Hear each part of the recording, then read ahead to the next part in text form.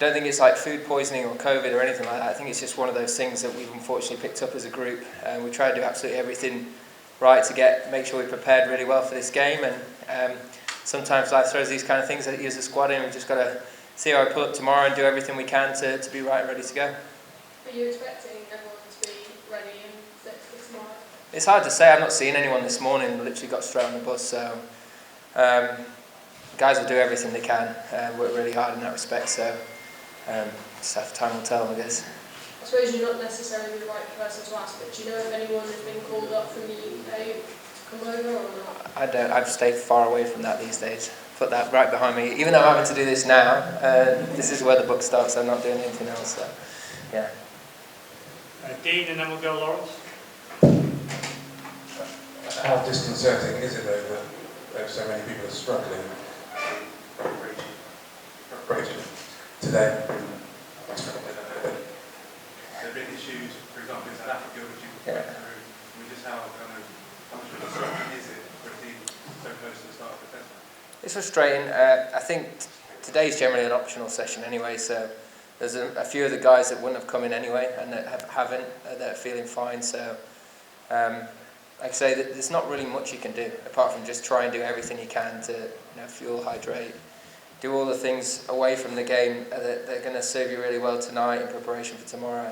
And that's all we can do now. It's where we're at as a team. Sometimes you just pick up a bug and a virus, and when you're all tight together in one hotel, it can spread around. And we've done everything we can to try and mitigate that, but just have to see how things go tonight and tomorrow. I know most of you who train here have named in the team, but for example, Keith Davies hasn't. Is it really important that he's kind of ready to go, just in case all those guys who weren't named could find themselves thrown in? Yeah, I think it's the same for anyone that's not in that 11. It's making sure that mentally they're prepared and ready to play. Even likes of Collie and Geezy have to be ready to play. But yeah, we'll see. It's part and parcel of being on a tour. Sometimes these things get thrown at you as a squad, and that's why you have 16 guys here, so that injuries and illness, you've got guys ready to go. We'll go Lawrence, Ali, and then we'll open it up to the rest of the media stand with John here. Hi Joe, just wondered whether any part of you has wondered whether you might be captaining England in Test cricket again. No, I don't think so. I don't think so, no. As long as Ben doesn't make it. I don't know, but I don't think so. We'll see. Would you not win the standard? No, I don't know. I don't think so. I think Popey did it the other day. I think he did a great job, so we'll see. Hopefully that's not even a conversation that we need to entertain. Ali, and then we'll go here at the front. Hi Joe, sorry, just away from the book.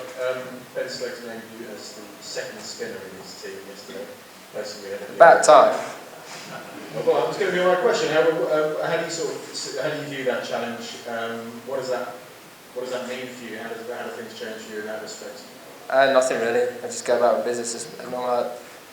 Quite experienced now, even though I don't bowl a huge amount. I know roughly what I'm trying to do, and it's just about trying to execute it and help out the bowling group where I can.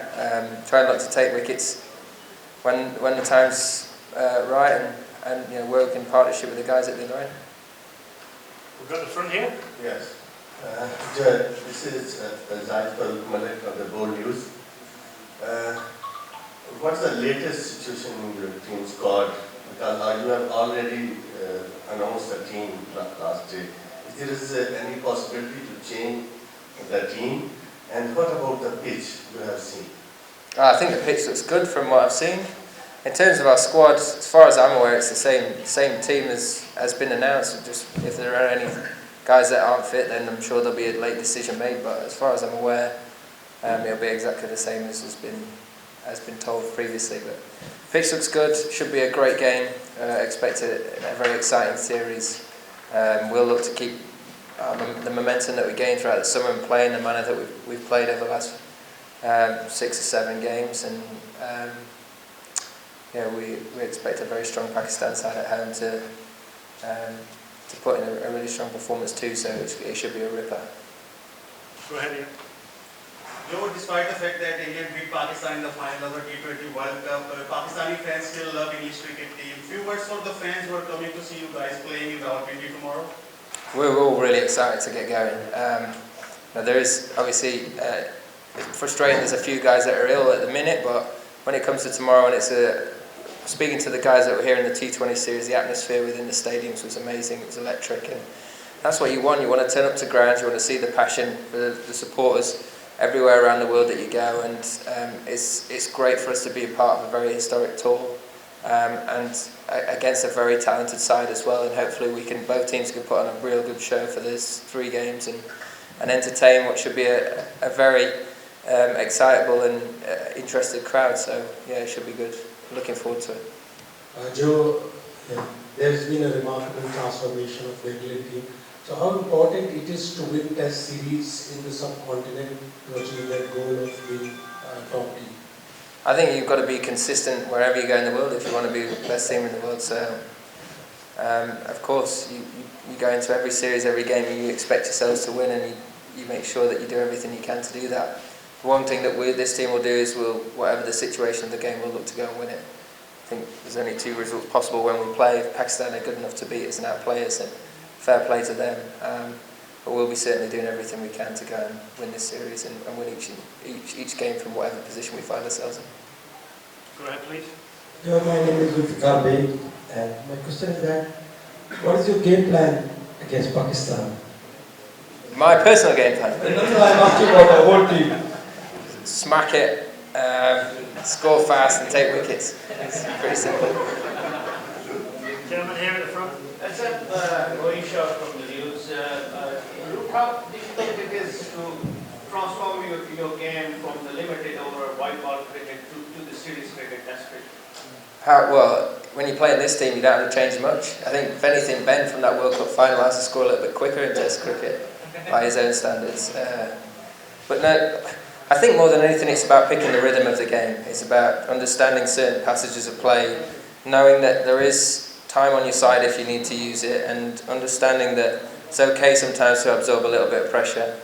But the way that we've been looking to do it is try and put pressure back on opposition as often as possible, as quickly as we can, and really look to exploit any scoring opportunities when we bat. And same with the ball, be as aggressive as you can be. So sometimes you can overcomplicate things and try and do things completely differently across the formats. Sometimes that's not the right way to do it. Sometimes it's just keep things dead simple, keep the basics of the game at the front of your mind, and trust it. One here, 2 at the back, and then we'll finish with Nick Holt. Joy, how crucial do you think this Test series is in your journey of Test Championship, considering the fact that you have quite a schedule ahead of the series? How what, sorry? How crucial is this series, considering the fact in ICC Test Championship, considering the fact that you have quite a tough schedule ahead? I think every Test series is crucial, whether it's in the Test Championship or not, especially now there's a lot of talk about where Test cricket currently is in compared to the other formats. Every opportunity you get to play, you should treasure it, you should make it as good as you possibly can do, and understand the responsibility you have to look after the format and make it as entertaining and enjoyable to watch as you possibly can. And everyone's view of that will be slightly different, but certainly from a playing perspective, the way that we've gone about it over the last 6 months has been the most fun I've had playing cricket for England in Test cricket. And this series and the next series, they're all opportunities for us to carry that forward, to try and take the game forward again, and I suppose for us to continue the trend that we've been on throughout the summer of improving and becoming harder and harder to play against. Go ahead. Hi, I'm Shehzad Ali from Sama TV.